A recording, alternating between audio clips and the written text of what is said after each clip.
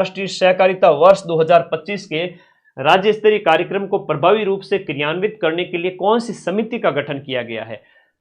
अंतर्राष्ट्रीय सहकारिता वर्ष 2025 के राज्य स्तरीय कार्यक्रमों के प्रभावी क्रियान्वयन के लिए राज्य एपेक्स समिति का गठन किया गया है। वाह भाई वाह, 2 दिन से मैं लाइव नहीं आया तो तुम लोग बड़े उतावले पड़ गए ना। आज शिक्षक दिवस के अवसर पर तो सारे ही आ गए लाइव, थैंक यू। अब 2 दिन और रुक जाओ, 7 तारीख से वापस आ रहा हूँ 4th ग्रेड के लिए, लगातार 10 दिन तक। अभी 2nd ग्रेड वाले भाई हैं उनको भी पढ़ा देता हूँ, ठीक है, ओके। नहीं तो वो नाराज हो जाएंगे मेरे से। 2 दिन में आ रहा हूँ वापस, 2 दिन में। तब तक मेरे कलेजे के छिलकों आप लोग बैठे रहना आराम से, ठीक है। हाँ, 11वां बर्ड फेस्टिवल, और ऐसी दांसू क्लास लाऊंगा सीधा सिलेक्शन हो जाएगा। 11वां बर्ड फेस्टिवल, अच्छा प्रश्न है। बर्ड फेस्टिवल जो 11वें क्रम का है, ये गोल्डन पार्क के अंदर आयोजित किया गया। नया प्रश्न सुजस में से बनेगा कि ये गोल्डन पार्क है आयोजित किया गया, तो गोल्डन पार्क सर है कहां पर? गोल्डन पार्क है वो आपका उदयपुर के अंदर है। पार्क से संबंधित प्रश्न पूछ लेंगे, सुजस का प्रश्न कहीं मिलेगा नहीं। और 11वां बर्ड फेस्टिवल है आपका कहां आयोजित किया गया? आपका 11वां बर्ड फेस्टिवल आपके गोल्डन पार्क उदयपुर के अंदर। रूफ टॉप सोलर उत्पादन में राजस्थान का देश में कौन सा स्थान है? रूफ टॉप सोलर का मतलब है तुम्हारे घर की जो छत है, उस घर की छत को रूफ के ऊपर है वो आपके सोलर प्लेट लगा दी जाए। तो यहां पर गुजरात है वो आपका पहले नंबर पर है, महाराष्ट्र दूसरे नंबर पर है, राजस्थान का स्थान है वो तीसरा है। पहले नंबर पर आता है आपका गुजरात, दूसरे नंबर पर आता है आपका महाराष्ट्र, और तीसरे नंबर पर आता है अपना प्यारा राजस्थान।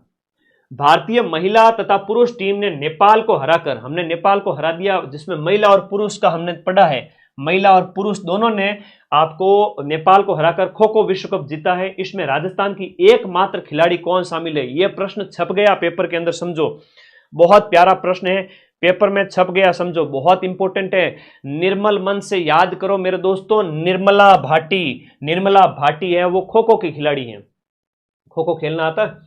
खो खो के खिलाड़ी, पोल लगे रहते हैं, खिलाड़ी उल्टे मुंह करके बैठते हैं, वो है खो खो। तो निर्मला का नाम याद रखना है, निर्मला भाटी।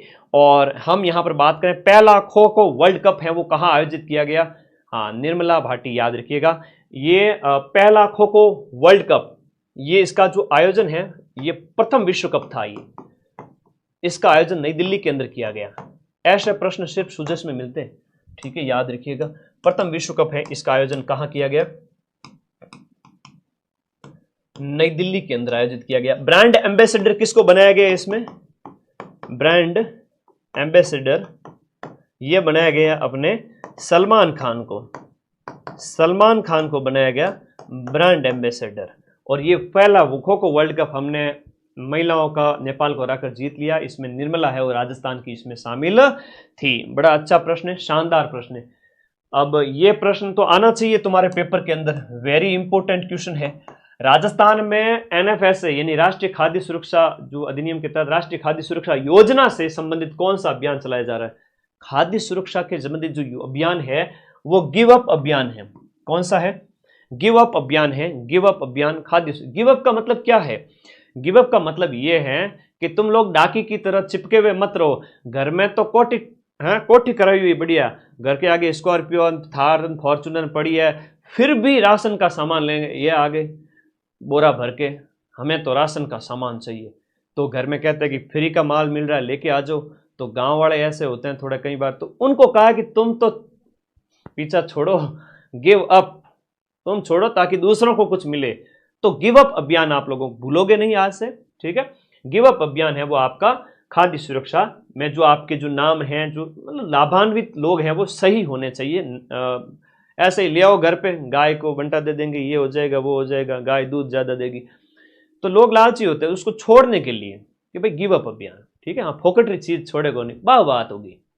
हाँ, गणितों की बात है। तो पश्चिमी सीमा बॉर्डर पर देखो, अब ये प्रश्न एग्जाम में आएगा और जोरबो प्रश्न है।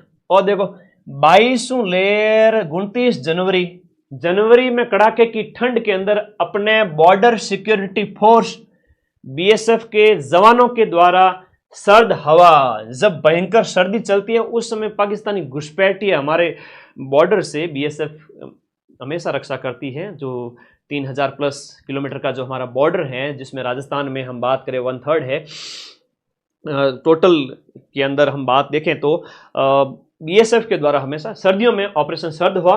गर्म हवा की बात करें, पटवारी के पेपर में पूछा गया था, जून के महीने में आयोजित किया जाता है बीएसएफ के द्वारा गर्म हवा आपके जून के महीने में, और ये बीएसएफ के द्वारा किया जाता है। निगरानी अभियान है ताकि घुसपैठ ये घुसपैठ ना कर सके, है ना, वरना जनसंख्या बढ़ा देंगे। हम सोचेंगे यार हमारे यहाँ तो इतना पैदा ही नहीं हुए थे, इतने कहाँ से आ गए ये लोग, पता चला कि पाकिस्तानी हैं, आधार कार्ड वगैरह ने इंडिया का बना दिया। उधर देखे तो बांग्लादेश वाले वो म्यांमार वाले वो रोहिंग्यान आ गए।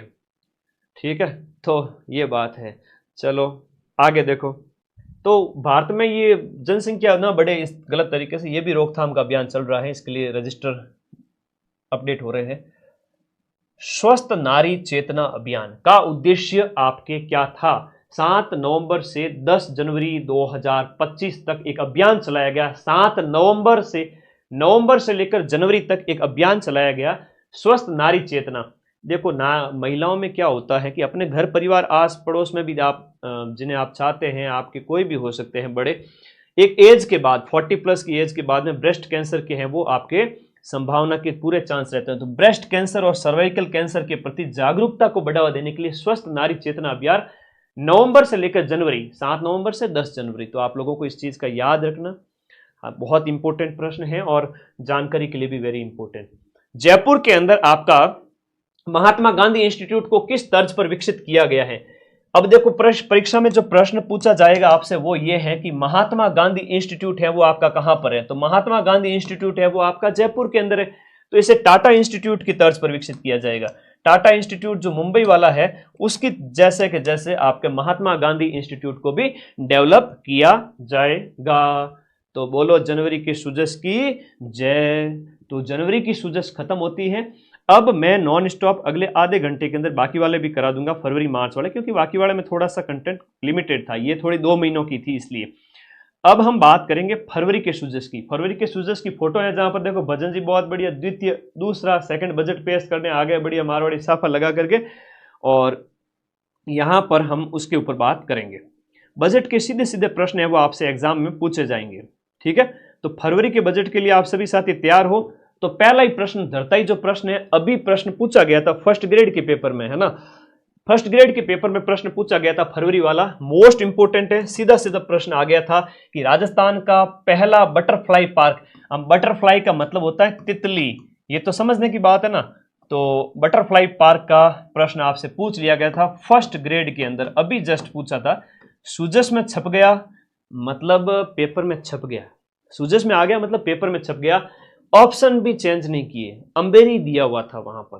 तो राजस्थान का पहला तितली पार्क है वो आपके कहां पर? अंबेरी के अंदर स्थापित होगा। 80 प्रकार की इसमें तितलियां होगी। कितने प्रकार की?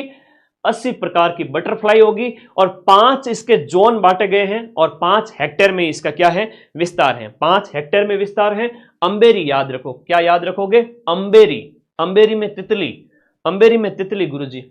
एग्री स्टैक योजना के तहत किसानों को कितने अंक की यूनिक आइडेंटिटी जो है दी गई है? बहुत बढ़िया प्रश्न है, वेरी इंपोर्टेंट क्वेश्चन है, बताओ। एग्री स्टैक योजना के तहत किसानों को कितने अंक की आईडी दी गई है? 10 या 11?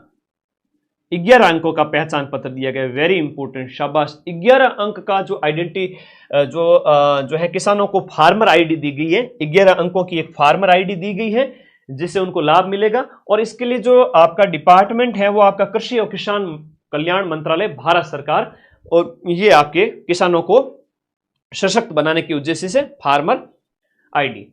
अलवर के संबंध में पंच गौरव योजना, अब हालांकि हर एक जिले के 5-5 उत्पाद तो गुरुजी याद को नहीं, वैन कोई बात, तो ठीक है, मैन देख लिया करो। पंच गौरव योजना की हम बात करें तो शुरुआत इसकी 17 दिसंबर से होती है। 17 दिसंबर 2024 से पंच गौरव शुरू होता है। आयोजना विभाग इसका नोडल विभाग है, और पंचमुखी विकास है इसका। पंचमुखी विकास के तहत क्या होता है? एक पर्यटन, एक उपज, एक खेल, एक प्रजाति और एक उत्पाद। एक उत्पाद, हर एक जिले के 5 प्रोडक्ट की पहचान की जाती है, जहां पर दिए गए ऑप्शन के अंदर जो है